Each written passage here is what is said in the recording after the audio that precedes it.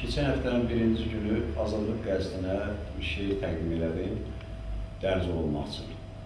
O şeirdə bir neçə redaktor tərəfindən bəli razılaşdırıldı ki, gedə bilər şeir. Hətta səhviyyə də qoyuldu. Sonra səhərsi gün gəldim, köşkdən qəzet alanda gördüm, həmin şeir gedməyir.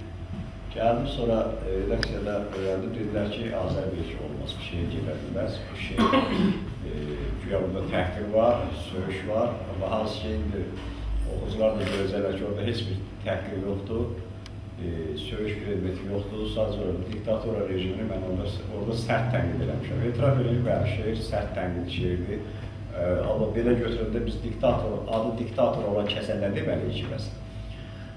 Sonra şeir getmədi. 5-ci günə qədər gözlədim, şeir getmədi. Onda da mən elə düşünmədən acı aksiyası keçirməyə qərar verdim.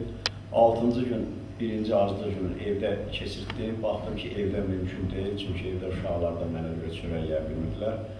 Dünəndən etibarən Azərbaycan Demokrat Partiyasının qərargahında Azərbaycan aksiyasını davam etdirirəm.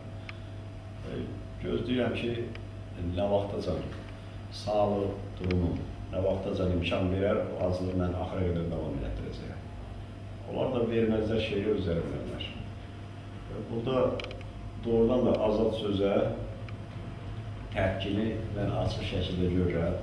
Əgər biz diktator rejiminə qarşı orada mübarizə aparırıqsa, necə ola bilər ki, mən diktator rejimi təbliğ etdiyim bir şeiri o dərc olmasın? Bəs biz necə mübarizə aparırıq? Hər bir mübarizə metodu var, siyasətçi siyasi yolla mübarizə aparır. Mən də bir qələm adam olaraq öz qələmimlə mübarizə aparıram.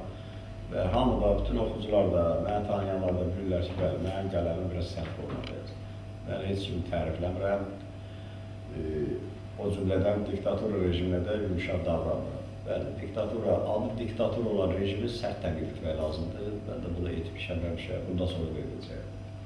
Gedib Azadlıq qəzetinin arxivini araşdırsınlar. Mənim hansı şeirlə ilk dəfə Azadlıq qəzetinə gəlmişəm. Açıb oxuya bilərlər, Eydabidə kitabının 70-ci səhifəsində həmin o şeiri oxuya bilərlər. O şeirini mən Azadlıq qəzetinə gətirdim. Hansı ki, o şeirdə hətta deyəlim, təhqir də var idi. Və necə ola bilir ki, o vaxt məni götürdülər, onlar bilirlər ki, mən belə yazıram.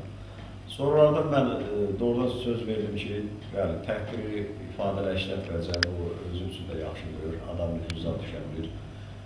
Amma mənim son şeirimdə heç bir təhqir elementi mən görürəm. Üçüncü gündür. Nə qədər səhhətim imkan verər, nə qədər bazararam, huşumu itirənə qədər və razılığını davam etdirəcəm.